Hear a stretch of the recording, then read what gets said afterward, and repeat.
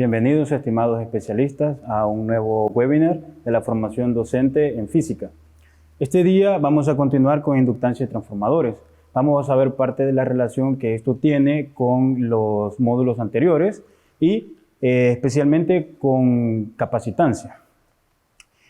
Para dar inicio, nosotros debemos hacernos el siguiente planteamiento. Un capacitor o condensador es un elemento pasivo que está diseñado para poder almacenar un campo eléctrico. Pero entonces nos podríamos preguntar, ¿cuál es la relación que existe en el campo magnético? Nosotros podríamos diseñar o podríamos tener un dispositivo que permita hacer la misma función. Para responder eso, primero tendríamos que irnos mucho hacia atrás y recordar algunos conceptos de campo eléctrico. Entre ellos, la definición de qué es un capacitor. Básicamente, un capacitor es un arreglo de placas paralelas que puede tener un dieléctrico y almacena un campo eléctrico. A partir de eso se almacena energía, o ciertas condiciones pueden permitir que almacene energía. Aquí nosotros en la figura podemos ver el modelo más simple de un capacitor, de láminas conductoras y un dieléctrico. Ese dieléctrico puede ser aire o puede ser algún material no conductor. Esas placas paralelas generalmente son metálicas. Entonces, la definición básica de capacitancia o la relación más básica que nosotros utilizamos es la que aparece acá. En esa nosotros la capacitancia la definimos como la carga entre la diferencia de potencial. Acá hay que hacer cierto énfasis, y es que esta relación no es una igualdad como tal, a pesar de que así se escriba, es una equivalencia.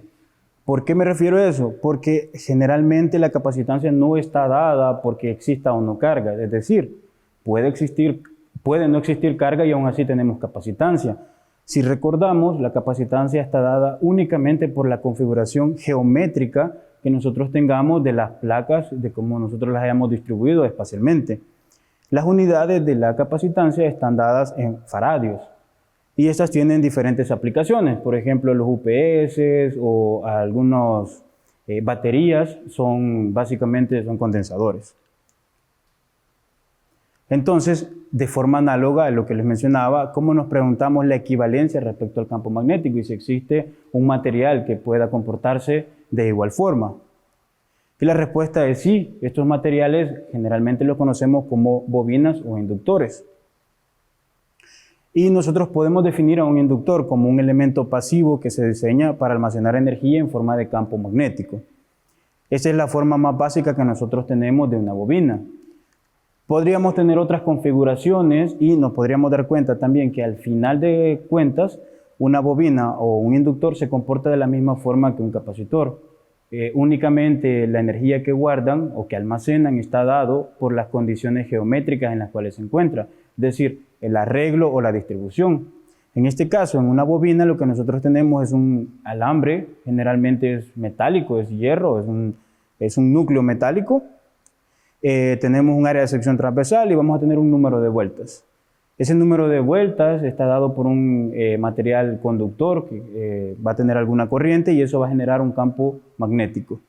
A partir del campo magnético que nosotros vamos a tener ahí, se va a almacenar energía. Eso nos da mucha utilidad para ciertos circuitos eléctricos cuando la corriente es alterna.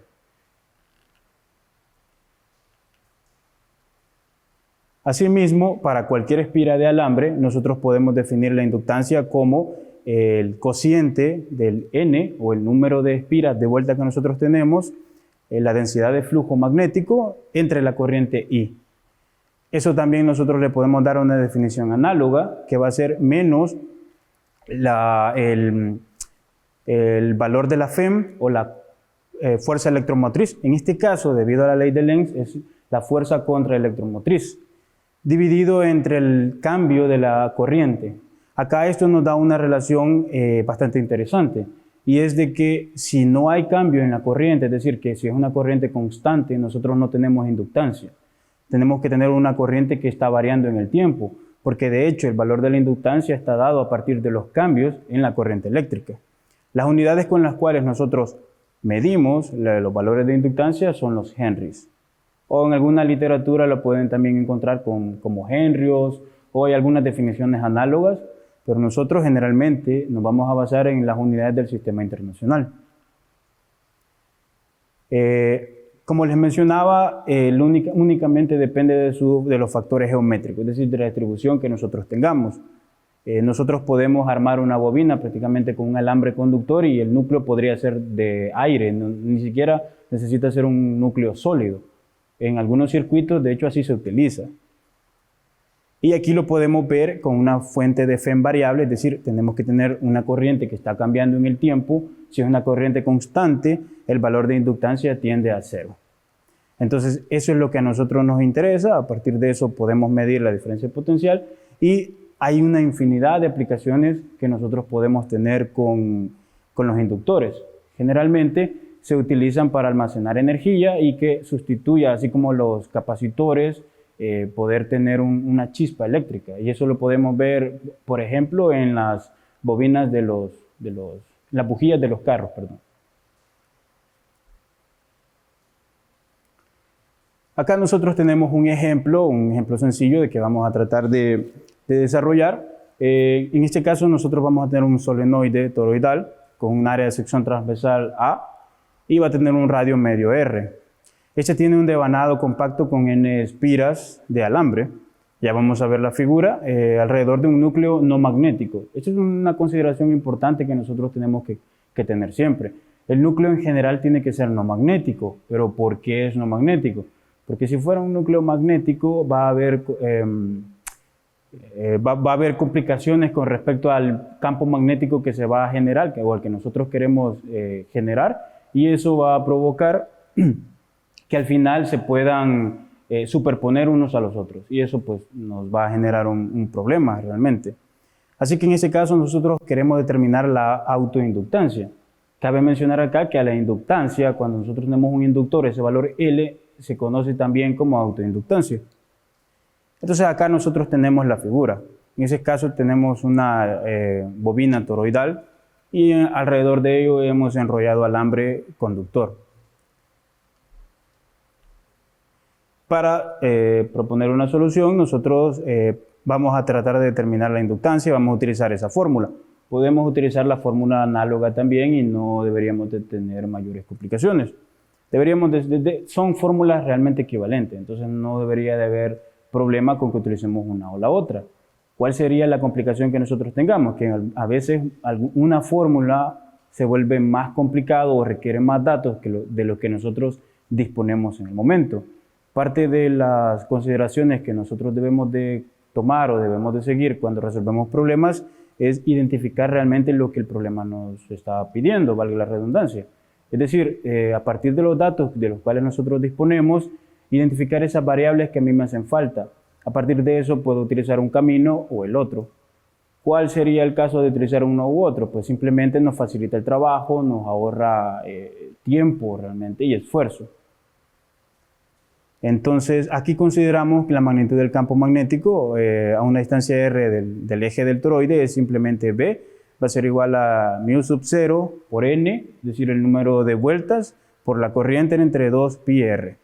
Eso lo podemos tomar a partir de básicamente la configuración que nosotros tenemos cuando decimos que B va a ser igual a I por el diferencial de área. Entonces, a partir de eso nosotros podríamos resolver una integral, pero en este caso es mucho más simple tomar ya valores que nosotros ya conocemos, en este caso de webinars anteriores o del dossier del módulo. También se presentan este tipo de valores que son los valores conocidos. Entonces nosotros podemos definir el flujo magnético, que va a ser simplemente el campo magnético por el área. Entonces nosotros despejando ese valor vamos a tener que μ sub 0 por N, el número de vueltas por la corriente, por el área, dividido entre 2 pi R. Así como nosotros sabemos que el flujo magnético es el mismo a través de cada espira, nosotros podemos multiplicar ese flujo magnético por N veces. Entonces vamos a tener la fórmula que nosotros, sustituyendo en la fórmula, simplemente vamos a encontrar que L va a ser μ sub 0 por N cuadrado por el área entre 2 pi R. Y ese básicamente es el valor de inductancia de un solenoide. Si nosotros empezamos a sustituir valores para comprobar qué nos darían al tener una espira u otra, al tener una bobina, un solenoide diferente u otro, simplemente podemos utilizar N igual a 200, es decir, 200 vueltas nosotros le vamos a dar con alambre a la bobina. El área la podemos tomar como 5.0 centímetros cuadrados y R pues podemos tomar cualquier valor, sería en este caso 0.10 metros. Entonces si nosotros simplemente sustituimos encontramos un valor. Pero como estrategia para resolución de problemas, una de las cosas que nosotros podemos hacer es pasar todas las unidades al sistema internacional. Generalmente eso es lo más práctico, porque al final, cuando nosotros hayamos despejado todos los datos que nosotros tenemos, sabemos que todas las unidades van a ser dimensionalmente correctas, o van a estar en las unidades que corresponden en el sistema internacional, las unidades primarias o unidades básicas. En este caso, lo primero que haríamos es cambiar el área, es decir, pasar de centímetros cuadrados a metros cuadrados. R, como ya está en metros, no necesito hacerlo y simplemente sustituyo en la fórmula.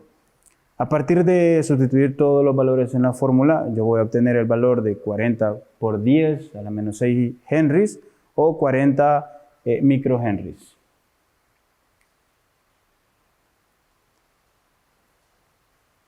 Generalmente, para establecer una corriente en un inductor, nosotros requerimos suministrar cierto tipo de energía. El inductor que conduce corriente va a almacenar esa energía, como yo les mencionaba, y esa energía nosotros la podemos medir también, así análogamente como con los capacitores. Básicamente esa energía es un medio de la inductancia por la corriente al cuadrado. Esto nosotros lo podemos comparar con la energía almacenada en un capacitor, cuando la diferencia de potencial a través de él es V. ¿A qué se refiere con eso? Para hacer un paréntesis acá de que la diferencia de potencial sea V o V, como sea que nosotros le llamemos. Esto se refiere de que un capacitor solamente guarda energía cuando está conectado a una diferencia de potencial. Si no lo está, a pesar, en su configuración geométrica, sigue manteniendo un valor de capacitancia, pero no está almacenando energía. Y esas son ciertas consideraciones que nosotros tenemos que hacer cuando resolvemos problemas. Si se fijan, las dos fórmulas son análogas. En las dos tenemos básicamente los mismos valores. Tenemos un medio, tenemos C en el caso de la capacitancia y tenemos el valor del potencial al cuadrado. En el caso de un inductor, pues tenemos una fórmula de la misma manera. Otra cosa que hay que mencionar acá es que ese valor del campo magnético, el valor de la inductancia, de la energía que almacena el campo magnético, también nos sirve para hacer otro tipo de aproximaciones. Como que ese tipo de aproximaciones podrían ser la energía del vacío. La energía del vacío generalmente se conoce como la fuerza de Casimir o la energía de Casimir, es decir, es las fluctuaciones electromagnéticas que hay en el vacío, esas producen una energía que está asociada y esa energía al final de cuentas sigue siendo un medio del campo magnético por otra constante al cuadrado. Entonces nosotros nos damos cuenta que en la física todas las cantidades se conservan. De hecho, un principio fundamental de la física menciona eso, que las cantidades siempre van a ser conservadas. Acá nosotros tenemos una figura para hacer un análogo. Con los resistores, como podría ser un foco en un circuito eléctrico, la energía se disipa. Con un inductor que le atraviesa una corriente I, la energía se almacena.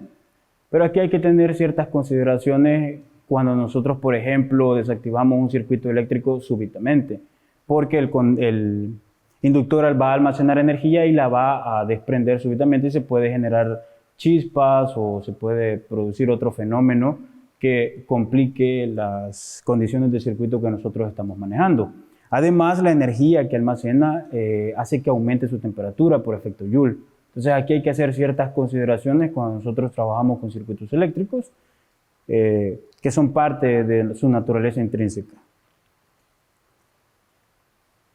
Asimismo, nosotros, imagínense que tenemos la situación de una bobina y ¿qué pasa si yo a esta bobina le pongo una corriente variable? Me va a generar un campo magnético.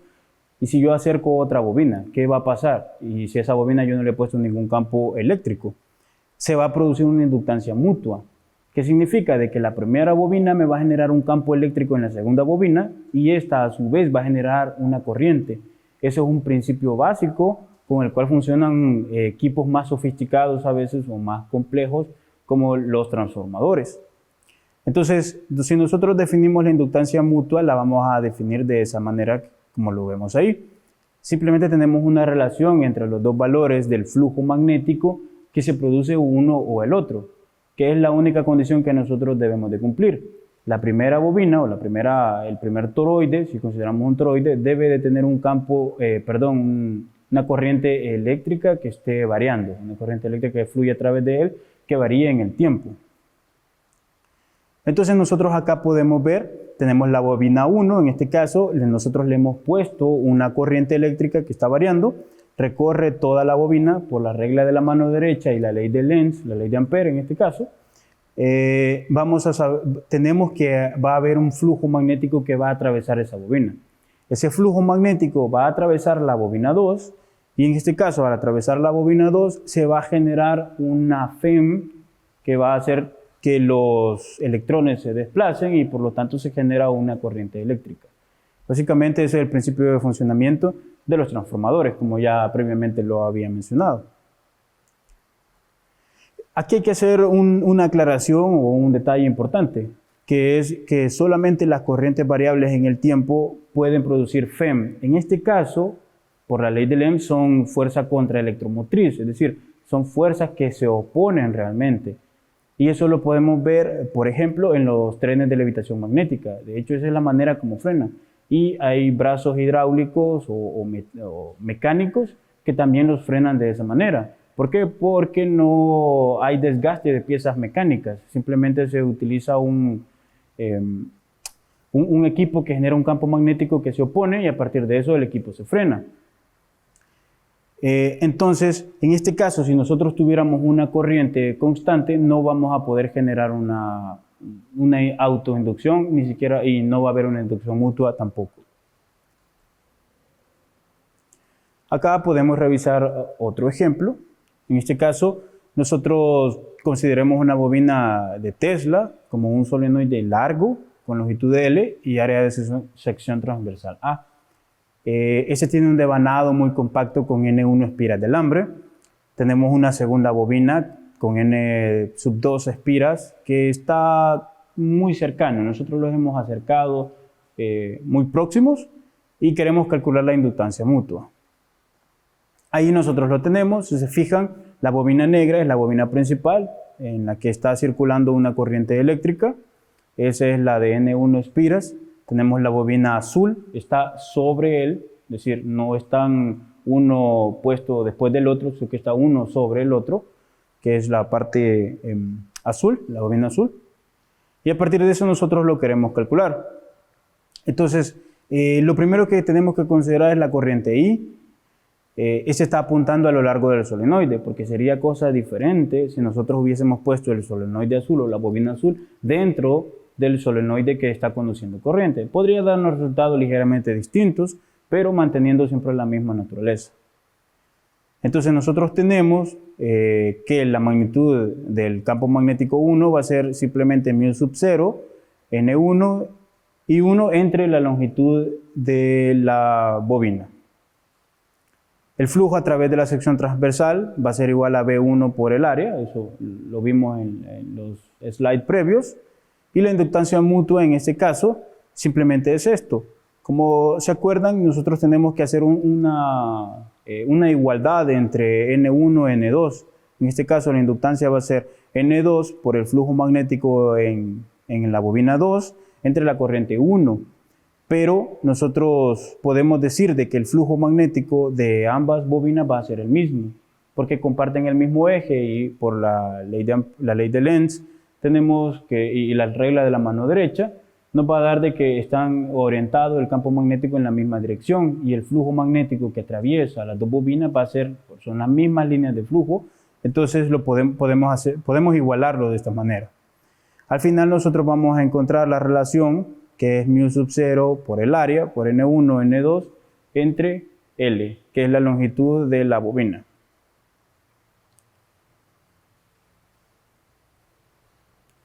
Ok, a partir de eso nosotros podemos utilizar este tipo de circuitos para realizar problemas con transformadores o algunos problemas con circuitos eléctricos más complejos. Pero antes de eso nos conviene definir qué son los circuitos de corriente alterna.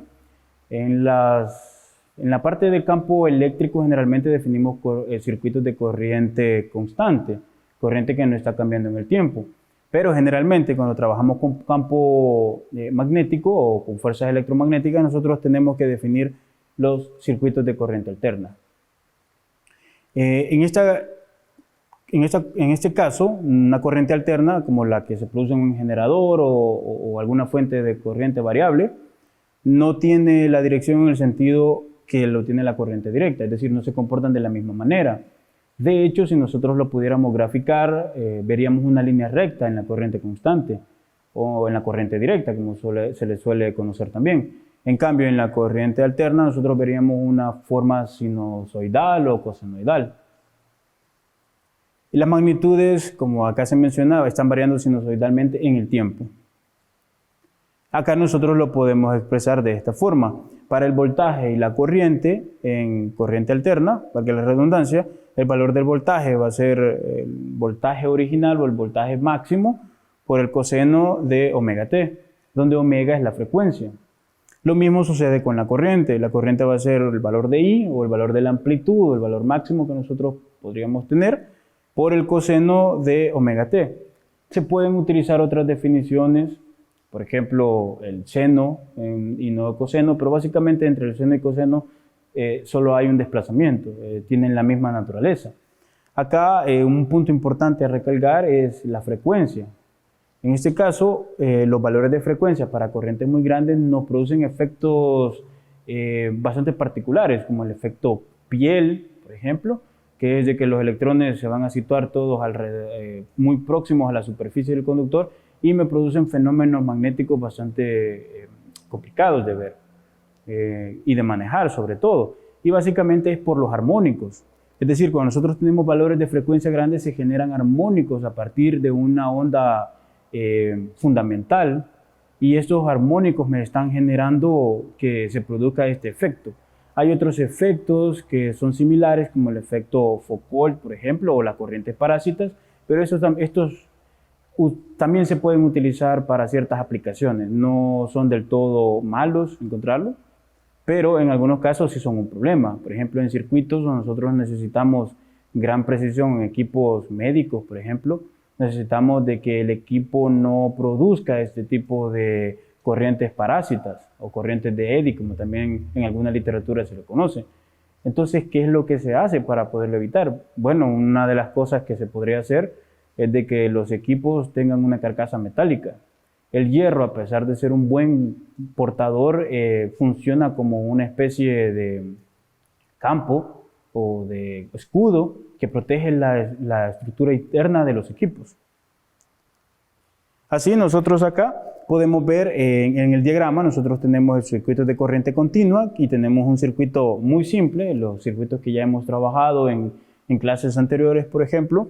Tenemos una fuente, la hemos conectado a una resistencia. Esta resistencia podría ser un foco que está consumiendo a la fuente. Porque la fuente podría ser una batería, le conectamos un foco y lo dejamos que se consuma. Si nosotros viniéramos con un osciloscopio y nosotros queremos medir el voltaje entre los dos puntos de la resistencia, nosotros vamos a tener una línea recta. El voltaje va a ser constante. Igual lo podemos medir en la misma fuente y esos son los valores que nosotros esa es la forma de onda que nosotros vamos a tener. En cambio, las que aparecen más distales a la derecha, nosotros ahí tenemos un voltaje que está variando. Ese voltaje está variando entre positivo y negativo. Tiene un pico positivo máximo y un pico negativo mínimo, podríamos llamarlo. Y nosotros lo podemos ver como una forma de onda sinusoidal. Tenemos un valor de voltaje que sea, por ejemplo, más 10, que va a ser un pico positivo, y un pico negativo podría ser menos 10. Ese va a ser los cambios que nosotros vamos a estar viendo. La corriente que nosotros tenemos en nuestros hogares, la corriente de consumo, generalmente, siempre va a ser corriente alterna. Nosotros manejamos valores de corriente de 100 a 240 voltios RMS. En un momento vamos a ver qué significa RMS. En algunas prácticas industriales pues se manejan 408, por ejemplo, valores trifásicos. y pues en algunos otros lugares sí se manejan valores más grandes, pero en general tenemos 110, 220 como comúnmente nosotros lo conocemos. A pesar de que nuestro suministro eléctrico es de corriente alterna, nuestros equipos de uso común, por ejemplo un celular, se alimenta de corriente directa. Pero ¿qué es lo que sucede? Nosotros tenemos un transformador en el cargador. Los cargadores de las laptops, de los celulares, el cargador del televisor, por ejemplo. Bueno, en ese caso no lo carga, no es un cargador, pero el equipo que utilizamos para conectarlo, el toma corriente, eso realiza la función de transformar la señal. Nosotros la transformamos, en este caso de una señal alterna, la pasamos a una señal constante. Esta señal alterna, como acá nosotros podemos ver, tiene una frecuencia asociada. Esa frecuencia asociada en nuestros hogares acá en el país generalmente son 60 hercios o 60 Hz. En Europa, por ejemplo, se manejan 50, ese es el estándar. En Argentina también se manejan 50. Pero de hecho los equipos más actuales manejan ambos valores de frecuencia. Antes había un gran problema con los equipos que uno importaba, por ejemplo, de Europa o de otros países, porque no se podían utilizar acá, porque primero los valores de voltaje generalmente son 220 y frecuencia era de 50 Hz. Entonces nosotros teníamos ese problema que teníamos que conseguir o comprar un convertidor de frecuencia y de voltaje. Entonces, bueno, generalmente todavía los venden para equipos más sofisticados. Por ejemplo, una central de esterilización en el país, ese siempre va a llevar trifásico y generalmente son a 50 Hz, pero venden convertidores a 60 Hz. A pesar de todo eso, los equipos pues, siguen funcionando. Asimismo, podemos definir ciertos valores para la corriente, como es la corriente efectiva. Y en este caso, nosotros, como les mencionaba, la corriente va a tener valores máximos y va a tener valores mínimos. Se va a comportar de forma sinusoidal. En este caso no importa la dirección, pero siempre se va a gastar energía, de modo que es útil que nosotros definamos el valor cuadrático medio. Generalmente en la jerga común se le conoce como RMS. De hecho, si nosotros tomamos un tester y vamos al tomacorriente de nuestra casa, el valor que vamos a obtener es un valor RMS, que no necesariamente va a ser el mismo cada vez que nosotros lo midamos. Podría estar variando. De hecho, en algunos países el consumo de nosotros no está dado por la energía que nosotros tomamos de la distribución, sino por los armónicos que generamos. ¿Por qué les menciono de los armónicos? Porque los RMS están generando armónicos al sistema de distribución. Entonces, en algunos países eso es lo que toman como parámetro para hacer el cobro en la factura del gasto energético comunitario. Entonces nosotros podemos definir el valor de la corriente RMS como la raíz cuadrada de I al cuadrado entre 2, o lo podemos simplificar como I entre 0.707. Y ese va a ser el valor de RMS a partir del valor máximo de corriente que nosotros podamos tener. Lo mismo sucede o es análogo para el voltaje efectivo. Entonces, el voltaje efectivo simplemente, o RMS, va a ser 0.707 por el valor máximo. Entonces, ¿cómo podemos nosotros calcular el voltaje efectivo o la corriente efectiva de un equipo de uso cotidiano? Pues simplemente tenemos que buscar la hoja de especificaciones técnicas y encontrar cuál es el valor máximo de corriente que este equipo consume. A partir de eso nosotros lo multiplicamos por 0.707 y tendríamos el valor cuadrático medio. O podemos medirlo, podemos medir su consumo con un tester o con algún otro aparato que nos permita realizar esta función. Asimismo, para retomar parte de lo que ya hemos estado viendo, como hemos empezado con los inductores, una de las aplicaciones más grandes que los inductores tienen son los transformadores. Los transformadores básicamente son dispositivos que nos permiten a nosotros elevar o disminuir el voltaje en un circuito. Son los que nosotros encontramos en los postes de distribución eléctrica en las calles, por ejemplo. Nosotros la distribución desde las centrales, por ejemplo, traen grandes valores de voltaje, luego se van bajando hasta llegar a valores residenciales, que andan entre 110 y 240. Esos son transformadores de bajada, pues, pero también pueden haber de subida. El único detalle que nosotros tenemos que considerar con un transformador es que se dan ciertos fenómenos, por ejemplo, el material del conductor pues tiene que ser suficientemente grueso, es decir, tiene que tener el calibre necesario porque en ciertos casos no ideales se van a dar efectos como el que le mencionaba previamente, el efecto piel, y eso produce que, por ejemplo, un calibre 10 se termine comportando como un calibre 14 o calibre 16. Y eso va a generar de que el circuito, pues, por efecto Joule, aumentando la temperatura, pues se va a terminar quemando, se va a derretir, porque su temperatura va a ser muy alta. ¿Y esto por qué se da? Porque los materiales conductores, sus electrones están distribuidos libremente. Cuando nosotros tenemos valores muy altos de voltaje, los electrones se van a tender, como les mencionaba en el efecto piel, se van a tender a ir hacia la superficie.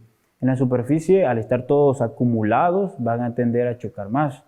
Cuando chocan, porque ellos se mueven le llamamos corriente de deriva, y ellos van chocando a través de las impurezas del material, porque no existen en la naturaleza materiales totalmente puros, de hecho. Entonces, al chocar estos materiales, lo que sucede, o los electrones al ir chocando, es que aumentan la temperatura. Cuando aumenta la temperatura, pues el exceso de temperatura, el equipo lo tiene que liberar de alguna manera, y eso pues generalmente termina que los circuitos se derritan. Si nosotros hiciéramos por probar un cortocircuito, vamos a ver que el material conductor de hecho se deshace, se derrite por el aumento súbito de temperatura, solo que muchas veces es demasiado rápido y pues es de hecho un accidente cuando se produce, que no tenemos la forma de verlo. Y en algunas instalaciones eléctricas, por eso es que suceden accidentes o incendios. En algunas compañías se dedican a vender equipos que determinan dónde hay aumentos de temperatura brusca, para determinar de que, por ejemplo, hay demasiada corriente circulando ahí o hay alguna falla en el circuito, y pues básicamente eso es termometría. Es alguna aplicación de la termodinámica al análisis de circuitos eléctricos. En las empresas industriales, acá en el país, eso es común que se haga. Entonces nosotros, volviendo al tema del transformador, básicamente ese es el modelo ideal. Un transformador es un núcleo de hierro, generalmente se le conoce como hierro dulce, que tiene un devanado primario y tiene un devanado secundario.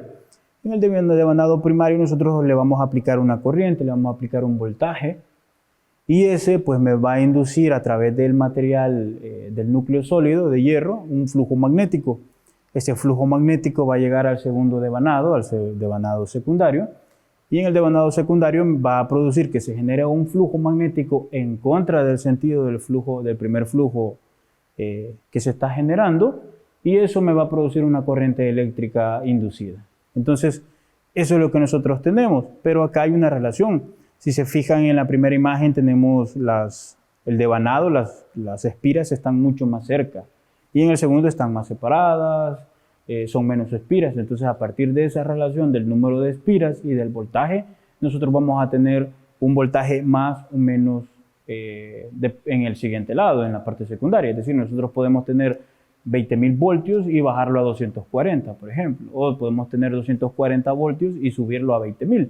Pero acá también implican otras circunstancias, y es parte de lo que les mencionaba. El material también tiene que ser un buen conductor, por ejemplo, tiene que ser del calibre necesario y suficiente para poder realizar ese tipo de transferencias de energía, y pues ahí hay otras circunstancias más que entran en juego que se pueden ir considerando.